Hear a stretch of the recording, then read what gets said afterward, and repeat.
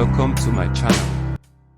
You've probably been having some relationship issues as of late and would like to work on mending things. The ideal romantic relationship for most of us would be one that is devoid of tension and full of happiness, filled with mutual respect and love. This is not always the case, though. Various problems and difficulties arise throughout life, and these might even manifest in one's interpersonal connections. Relationships can be fragile, but we can learn to strengthen them so that outside influences have less of an effect on them. With just a few simple steps, you can make sure that your relationship is full of mutual understanding and care. Step number 1. With your partner, practice mindfulness. If you want to strengthen the bond between you and your partner, you should spend more time together. This isn't always easy to do because of the many demands and pressures of daily living. But if partners don't make an effort to communicate and hear one another, the relationship won't last. Being present means not letting anything pull your attention away from your partner. Turn off the TV, smartphones, and other electronics in your partner's presence to foster a healthy relationship. This demonstrates to them that nothing will come between you and your time together. Your corporate email or Facebook feed will be available later, but your partner requires your empathy right now. Having fun together is all that matters, so there's no need to plan anything special. There's a good chance that just spending some time together, talking, will help you get back in touch. As a result of more individuals being more easily distracted than ever before, many relationships in modern society have suffered. However, by simply being there for one another, we can begin to mend our ties. Step number 2. Active listening and empathy responses are recommended. Unfortunately, many people today do not take the time to actually listen to one another. We've evolved into human doings rather than human beings, dashing from one place to the next. We have lost the art of slowing down, telling stories, and empathizing with one another. This may be observed in nearly any encounter, not just romantic connections. Set aside your electronics and practice active listening if you want to repair communication with your partner.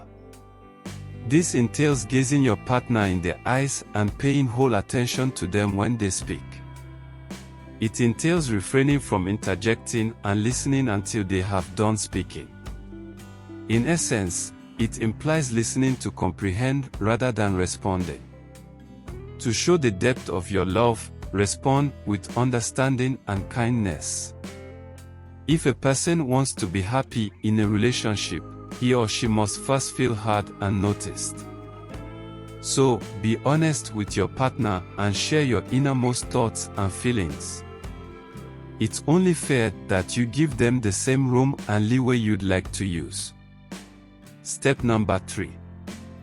Approaching relationship issues as a team.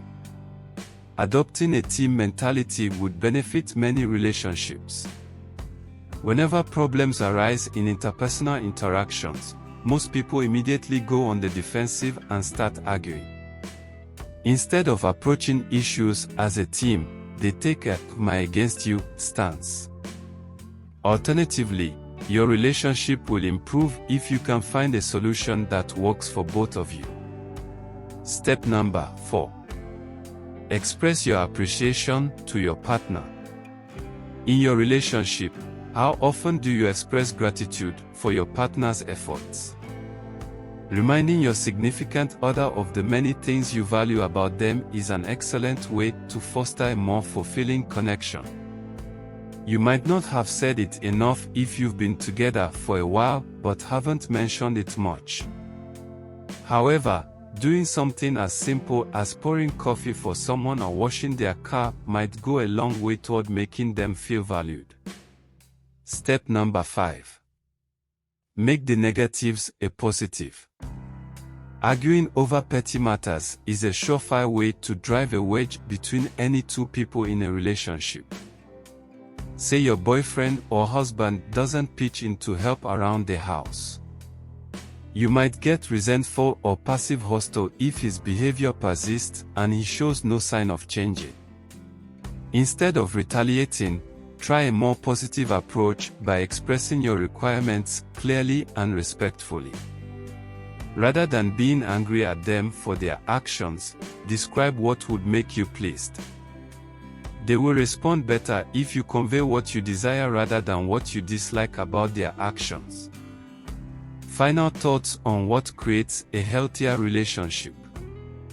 We've overcomplicated relationships in today's environment and perhaps demanded too much from our spouses. At the end of the day, we are all flawed people trying to make it in life. Loved ones can provide us comfort and joy, yet conflicts are inevitable.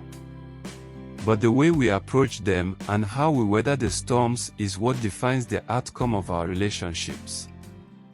For this reason, it is important to work on your relationship as a team and to establish achievable objectives if you want to improve your bond.